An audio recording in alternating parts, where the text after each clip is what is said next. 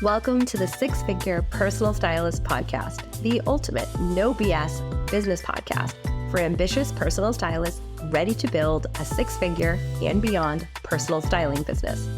You won't hear the typical snooze fest business advice that most personal stylists get told all of the time.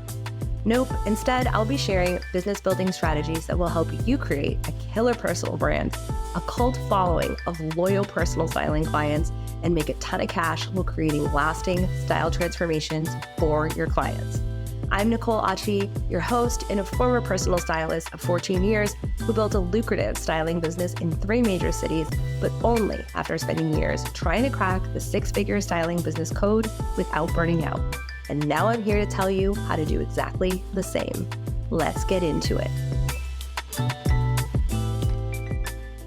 Have you ever experienced a season in your styling business where you realize that your marketing isn't attracting clients anymore? This can be incredibly frustrating and confusing, but it's also very, very common. And it's a challenge that a lot of stylists I work with face. Today, I'm here to explain to you why this happens and how you can shift your marketing to get things back on track and start attracting clients. Your marketing not working actually doesn't always mean that you've done something wrong. It's actually often a sign of your growth as a stylist. And today we're going to explore the reasons behind this, including how your approach to marketing may need to evolve and the importance of aligning your content with your audience's transformational needs. So why would your marketing not working actually be a sign of your growth? Because marketing strategies that worked for you before are often a marker of a point in time when you were attracting a certain type of client and you were a certain type of business owner as a stylist. What used to be exciting and energizing in the early stages of your business just may not resonate anymore with you. And as a result, it may be impacting how you talk in your marketing and about the process in general of people that are styled by you. Since business isn't really linear, there are really normal periods of transition that are normal that we really don't talk about enough. And I think that this is something that should be normalized, because if stylists understood that having the same client, the same business model, the same pricing forever is actually a sign of stagnation and of lack of growth, then they would look at these periods in their business really differently. It's actually a sign of being in the game and becoming an expert when your marketing may not be working anymore. And I'm going to say this, you're actually being consistent. If you're not being consistent, that's why your marketing isn't working. We don't even have enough information to know why it's not working. That's a whole other episode. And I talk about consistency enough that that's obvious. But if you're doing the same types of things and all of a sudden people aren't reaching out anymore, there's something to take a look at. One of the biggest reasons I see this happening that is so hard for you to see when you're in it, but not so hard to see when I am working with stylists, is that their new kid energy has faded. And honestly, this quote unquote new kid energy, it's just a phrase I came up with, can even start to fade like a couple years in. That's usually when I see it. It's usually around the point where a couple years into being a business owner, maybe you've been a stylist for a while, or maybe you did it part-time and the part-time work really filled your schedule because you had other things you were doing. Maybe you had another job or you had little kids or whatever the reason was. But now you're like, I'm going all in, I'm going full-time, and you're ready. And all of a sudden the things that worked before didn't. And sometimes it's that when you're in those earlier stages of your business, or maybe you're at it full-time for a couple years, you are still new and excited. You have new kid energy and you show up with this fresh excitement. You're posting content that reflects your newfound identity as a stylist, and this can really carry you far. It will also, over time, attract a type of client that's probably a good fit for you because of where you are. When you evolve as a stylist, if you don't course correct, you will start to leave people behind. And if you don't kind of level up into a new client, then things will get really stagnant in your business. When you start to face some of the day-to-day realities of running a business and that new kid energy fades, you are probably going to see that your marketing feels a little stale, or maybe you feel a little disconnected from your marketing because you went into the business very bright-eyed and bushy-tailed and very positive and very excited. And then because honestly, the more confident you become and the more skilled you become, you often will start to doubt yourself more because you just know what you don't know all of a sudden. Whereas when you're just starting out, you're like, oh my gosh, everything's so exciting. Maybe you can't even believe people pay you to be a stylist or that anyone would that's not a family member. And so as you begin to face the realities of how hard it is to run a styling business, you're going to come up against some mental stuff. And I see this all the time. And what happens is when stylists were in the beginning, maybe they were sharing a lot of outfit links or they were talking about their own outfits a lot. As they evolve, and we'll talk about in a second, as the client evolves that they start to want to work with, those two things aren't going to match. The way that you're marketing as a newbie stylist and the way that you are able to even show client results or client testimonials may not match up with your messaging anymore. Instead of seeing it as a failure or a problem, I want you to think about this as an opportunity for you to learn how to evolve your messaging as you evolve as a professional. Really, it takes a lot of reps of working with people that are not friends and family, people you don't know, people you have no common ground with as a stylist, and charging them real money in order to start to get what is required of you in order to make this a serious enterprise. And this period can go on for a very long time. It can be years, depending on how all in people are in their business. People can come to me and say, oh, I've been a stylist for so long. It makes no sense that this isn't working. But they haven't really been all in on their business. They've been doing it part-time. They are prioritizing other things above the business. They are taking the summer off. They're not showing up consistently. Maybe they have another job. Maybe they've decided that family life is coming first. Whatever that be, you have to be honest with yourself. Are you all in on the business? And if you're not, and your marketing stops working, that's part of the reason. Because as you get more experienced and you get more experience talking about things, people will start to tune out if you're not evolving in your messaging. The first thing you can do is really sit down after you get to a point maybe where you notice, okay, you know what, my new kid energy maybe has faded. Maybe I am a little bit more of a seasoned pro than I'm giving myself credit for. I've just experienced a lot more. Maybe my self-doubt has increased. Now you got to sit down. You got to kind of think to yourself, do I want to go forward as a transactional stylist or a transformational stylist? And if you go back to old episodes, I'll have it linked in the show notes about the difference between these two types of styling. But this is one of the unspoken reasons why a lot of stylists struggle with their marketing. Because when you understand the client identity that you really want to work with, you will start to see that the way your messaging in the past has worked may not work for the type of client that you really ultimately want now that you have more experience under your belt.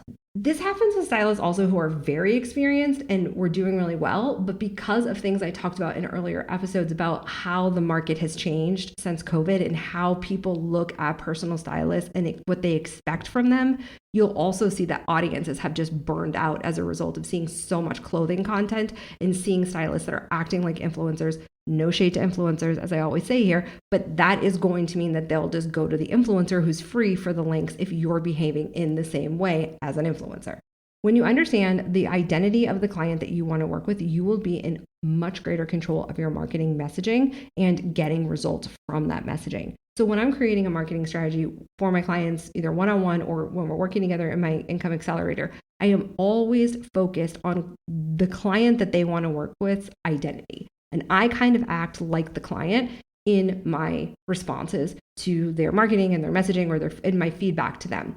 What do people who want a transformation, who want to be a partner with a stylist, that's a very different experience than people that want you to just drop some links or bring them some clothes and not talk about their identity, right? That's transactional. What do people who want a real transformation need to hear in your marketing? Because there are two types of stylists, there are two different types of marketing strategies. There's a transactional styling kind of marketing strategy, and there's a transformational. And the services you have and the experience you want to provide and the people's identity that you want to speak to when it comes to your ideal client need to all work together. Transactional marketing is quick and surface level. It's like, here's a shirt I love. Here's where you can buy it. Here's what I wore today. Has nothing that goes back to the client, nothing that goes back to the client identity of the person that's watching it. No way for that person to take what you're giving to them and think about something more deeply for themselves or or create an experience for themselves, or even to evaluate, like, do I like that shirt or am I just buying it because she's wearing it? This is the kind of content that doesn't really get you clients, especially as your prices get higher. So what happens often is people raise their prices, but they don't raise their marketing standards as they do that. And the reason why transactional marketing works really well in the early stages is that your prices are usually low and the commitment required from the client because of the price point is smaller. Or maybe you just have a series of very small packages that is sort of like a one-off and you're letting the client choose their own adventure. That's totally fine, but that is going to give different energy than here is a transformational all-in kind of package where you're going to get me for 3 to 6 weeks and we're going to like go all in. And so however your services grow in value, in price, your audience need to get information from you and get an experience from you in your marketing that grows with the value, okay? They need to understand the why behind what you do. They don't just want the links because the investment is too big. Clients who are looking for a transformation don't just want a cute outfit. They want an outfit that reflects who they are becoming. So transformational marketing speaks to the identity of the client and helps them connect their external appearance with their internal goals. And it signals that you are the right guide, the person they can trust to help them do that. And so one common mistake is showing things like testimonials or posting content without any context. Because what happens is stylists start to get more experience. They start to say like, oh, I have client testimonials, I'm going to share it. But they're very flat, they're very one-dimensional, and they don't really give the person that's reading it or watching it the ability to step into the shoes of the person who they're reading the quote or the testimonial from, because they don't know where that person's coming from emotionally and psychologically. They don't know anything about where they started. Maybe that person had kind of good style. And maybe the person watching it thinks my style is probably too behind to get the transformation they're talking about. Without any context to certain things like the outfit posts that you link or the testimonials that you give, you're providing a transactional marketing message, but hoping people are going to pay a transformational price. And so what happens is you end up getting stylists who are posting things like a testimonial from a client that says like, I got so many compliments on my new outfits that so-and-so made for me. But that doesn't help the person that wants to hire you next understand how you're going to transform their confidence or get them any type of, compliments or make them feel like they can step into that experience.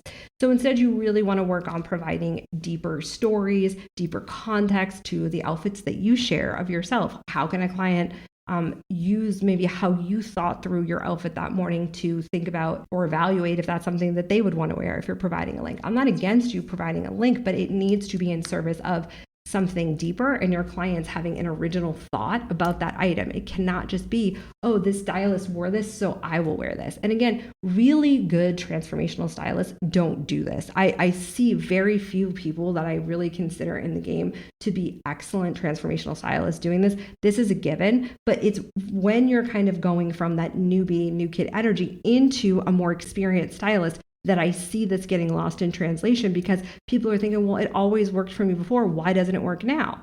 And it's also because you're probably giving off expert energy, but your content is like 20 steps behind you. So all of it has to go together and it really can be problematic. Again, I don't care how long you've been styling. I care about how long you have been applying that consistently to a styling business and acting like a business person in your day-to-day life. Because if you start and stop all of the time, you will be stuck in this sort of period of like, why aren't things working all of a sudden for a very long time? And that has an enormous impact on stylist confidence. And we don't need that. It's just, these things are normal. The question is, how quickly are you going to go all in on the business to fix it? That is really it. And a lot of that means a lot less work than people think. They just have to stop, sit down, and create a strategy and a plan. Because if you keep doing the things that you were doing before and they're not working, that is literally the definition of insanity. And we ain't doing that around here, okay? Ain't nobody got time for that. People need you. So really thinking about, am I providing context for the transformation that I want to and am capable of giving people in my marketing? Am I going a little bit deeper so people can figure out if I am the right guide for them? So let's talk about some strategies beyond what I've just shared to help you think about ways to get things back on track. So one of the first things I tell a lot of the stylists that I work with is can we reinvigorate your marketing with your purpose? Again, if you're kind of in this period where no matter how many years, your new kid energy or your excitement for this career has kind of waned because the reality of running a business has hit. This happens across the board with all creative entrepreneurs. You are not special. You are not different. Nothing has gone wrong. This is not a sign to tap out. It's a sign that you've been in the game and you're actually like cultivating your expertise. Okay. So that's the first thing I want you to understand. And the second thing is that may mean that you have to re-tap into your purpose as a stylist, because what happens is you may have started your business for one reason. Like if I see one more about page from a stylist that says something like, I wanted to style since I was 9, like no one cares about what you wanted. We need to know why you want to help other people with style, because that probably didn't start when you were 9. What is your grown-up reason for being here and being a guide to other people, right? That's what true experts are able to talk about. So you may need to re-tap into why you're doing this now. And I knew over my 14 years as a stylist, and even now when I look at the industry, my why has not really changed, even though I'm not a stylist anymore, but the depth of my why has changed now that I have a daughter. And I think about all of the head trash I heard women talking about in their closets and in dressing rooms over the years, and how I want to create a, legion, an army of stylists that come through the styling consultancy that help one woman at a time rewrite, or at least quiet, or at least quell some of that head trash so that they can go out in the world and not let that be a distraction. And I certainly want to do that as a mother, but the ability and the possibility of helping other stylists help even more women do that is what gets me up every day. So that was not, I always had visibility. I always had I thought that because I started when I was in PR and I helped women that were professors at Harvard University go on television. That was actually like one of my jobs back before I was a stylist. I would style them because I was in communications. And so it was just like, oh, you have nothing to wear, or you're not going to go on camera because you feel bad about yourself today. That was one of the things that triggered my decision to be a stylist. I wanted women to have more visibility. So that why continues to stay with me. It wasn't really because I wanted to be a stylist, if I'm being honest. It was for the visibility, and styling was the way to get there for me. That's just my story. And so, well, that's still there for sure. It's even deeper now as I work with stylists and as I was, trying to become a mother. It became clearer to me that it would be amazing and almost miraculous, I think, kind of, if I could help be a part of a society where women could go to these experts who are other women, and they would experience a whole different world than they met on the outside, where they could actually be like, oh, there's a whole experience for me where I don't have to hate my body to fit in, where that doesn't have to be the conversation, where I could show up somewhere and people could clap for me because I look good instead of feeling like I have to shrink. Like, that is the reality in the world that I want to be a part of creating. And I think most of the stylists I work with do too. And so if that's you and you want something like that, or body acceptance is important to you, or you have this deeper why, first of all, you have to talk about it in your marketing. Stop hiding it. Nobody cares about you liking style since you were 7. Talk about the thing people really care about. But also, you may have to keep re-anchoring and re-reminding yourself why you do this. I know I have, especially when your marketing starts to lag. I have experienced this in both of my businesses. It happens, it's normal. And the more you can get fired up again about your purpose and your connection to styling beyond the clothes and beyond the word confidence, like your internal landscape should not have the word confidence in it at all. You should have such specific examples in order to stay anchored to your why that have nothing to do with the word confidence, that you can just tap into that when you start to feel discouraged or when no one is clapping for you on the outside. And that takes a little work. I'm not going to lie to you.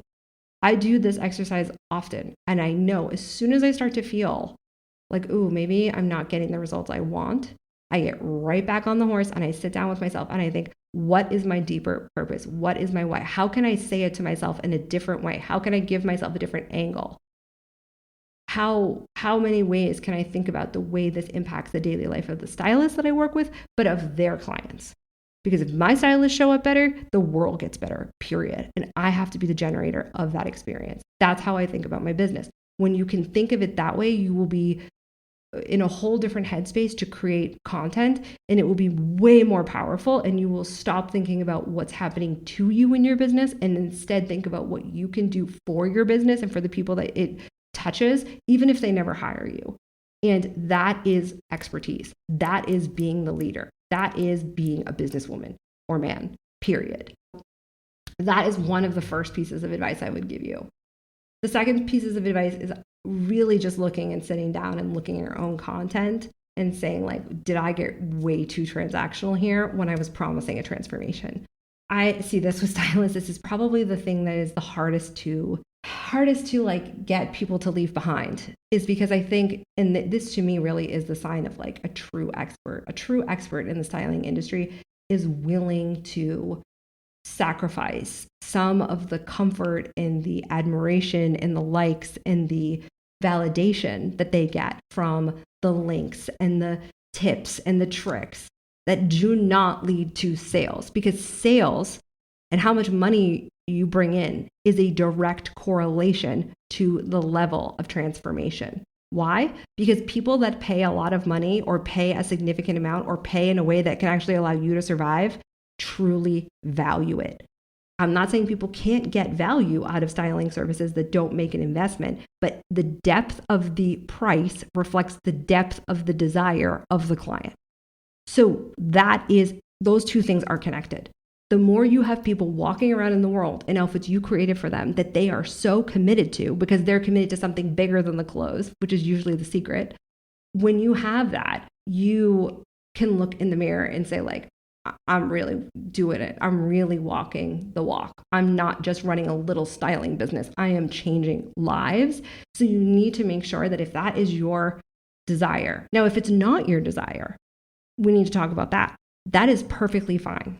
There are some stylists that, and I have spoken to several lately, who really want to be more in the transactional world. They want to show their outfits. They want to give outfit guides with links, which can be transformational if you do it right, but they don't want to give the education behind it. They want to show you, what they're wearing every day without making it about the person watching, and that's fine. But what you're going to attract is people that want to look like you, not people that want a transformation. And that is perfectly morally acceptable. That is a neutral situation. That is not a moral problem. But you cannot also say that you're here to change people's lives and help them step into their own style if that's how you're operating. Because nothing is showing me that you're here for them. It's showing me that you're here to provide links to look like you for them. And again, not a problem. There's a billion people or more in the world. I probably should have looked that up before I made this comment, but you get the point. There's a lot of people in the world. Everybody gets to do this the way that they want to. It's simply a matter of the fact that if you're promising a transformation and you're slipping it into your marketing and you're saying, I'm going to change the way you feel about yourself, but you're only showing me things that relate to you, there's no evidence for anybody to hire you to be their guide. There's just not enough. The trust that is involved in being a transformational stylist between the client and the stylist is so big. I think that most stylists are on autopilot and they are not giving the proper attention to that factor in their marketing when they're just coming up with whatever. And if they were, they would be being a lot more strategic in what they say, because it would be so much bigger than them that an outfit link would not let all the time, constantly, would not let them sleep at night because they would know it just wasn't good enough.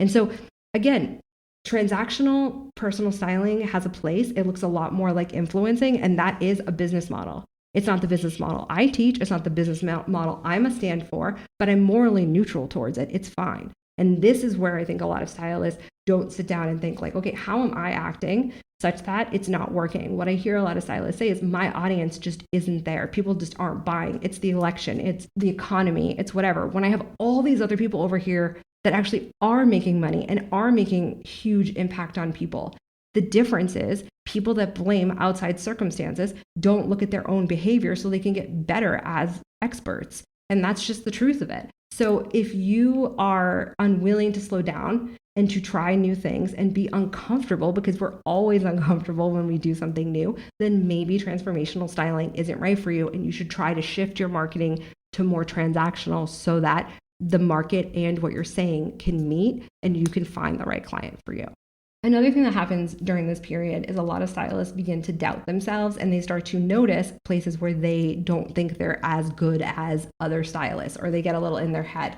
And so what I want you to consider here is that you need to be able to differentiate in your own head between, are you not good at certain things? Like, I'm just going to use a really kind of simple example. Like, I hate closet edits, right? Someone would say to me, I'm like, I did too, honestly. So I'd be like, okay, well, why don't we just do a closet review with clients instead of a full closet edit? And there's a whole thing I teach people about that. But whatever it is you don't like in the business, once you get a lot of experience, there's 9 times out of 10, there's a way we can actually make that like your edge. It can actually be a positive, not just a negative.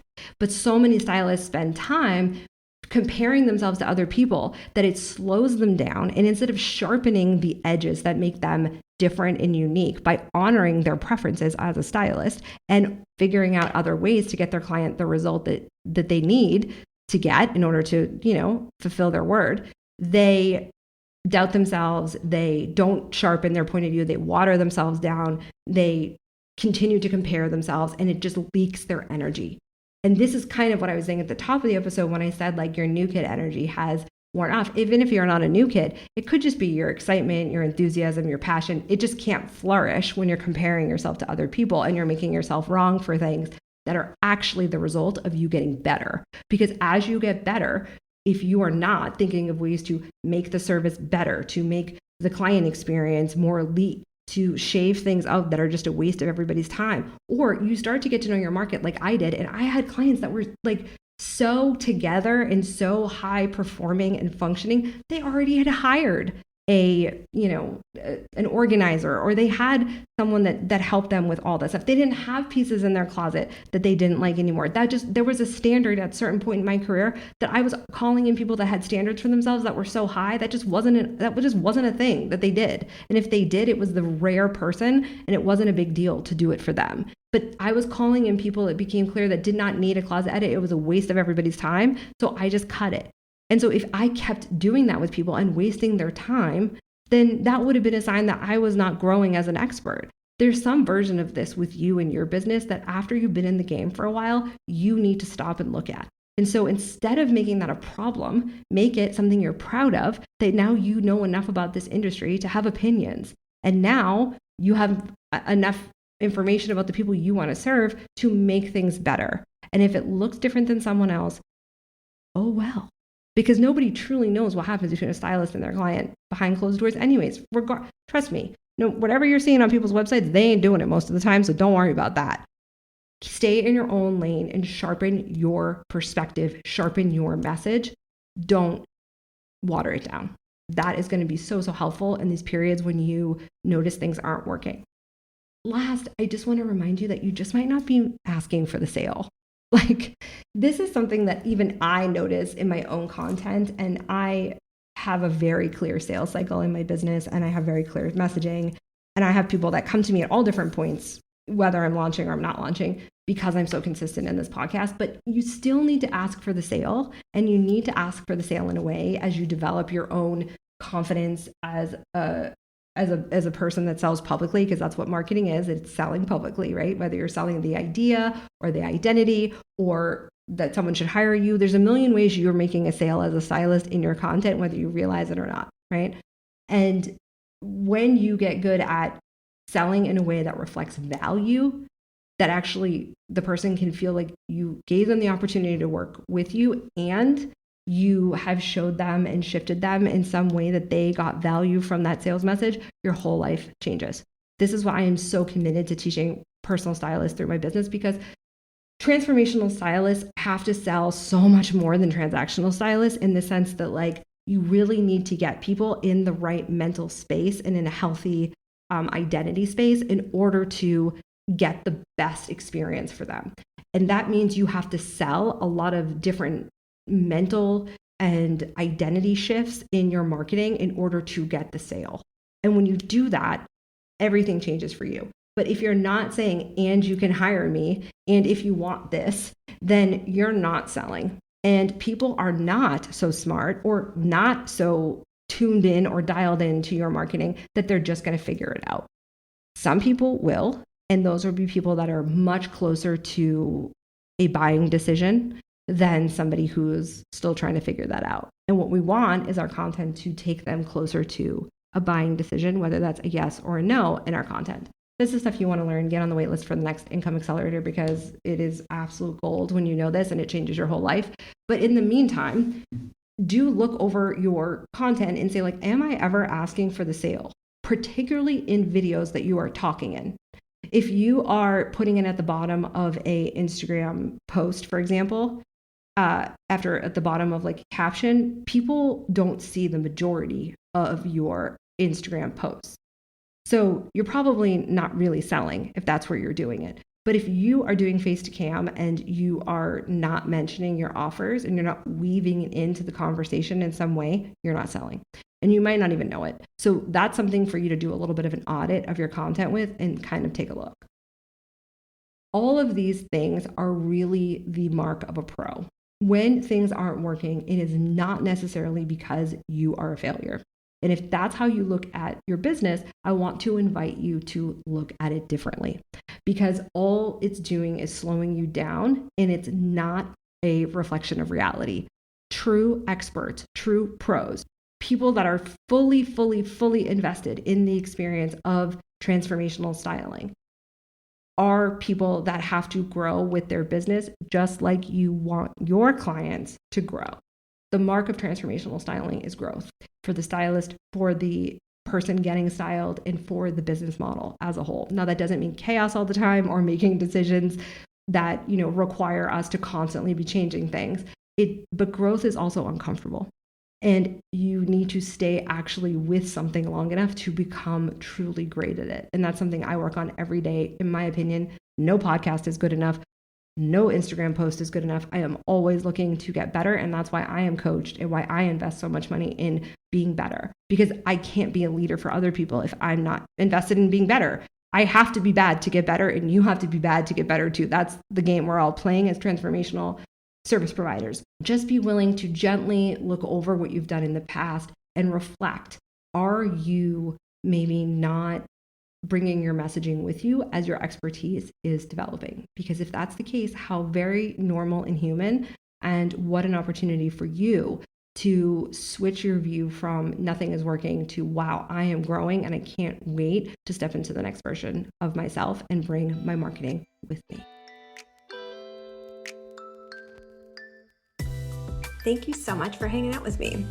It turns out that social proof is actually pretty important. So if you could help me out, I'd so appreciate it. If you just had a quick free moment and could leave me a rating or review on the podcast app, that would be killer. And even better, if you wanted to share this episode on Instagram and tag me, that would totally make my day. And it would bring so much more awareness to the podcast and would help other stylists just like you who are looking to build lucrative styling business, because the better each of us does, the better all of us do. Thanks for hanging out with me, and I'll chat with you next time.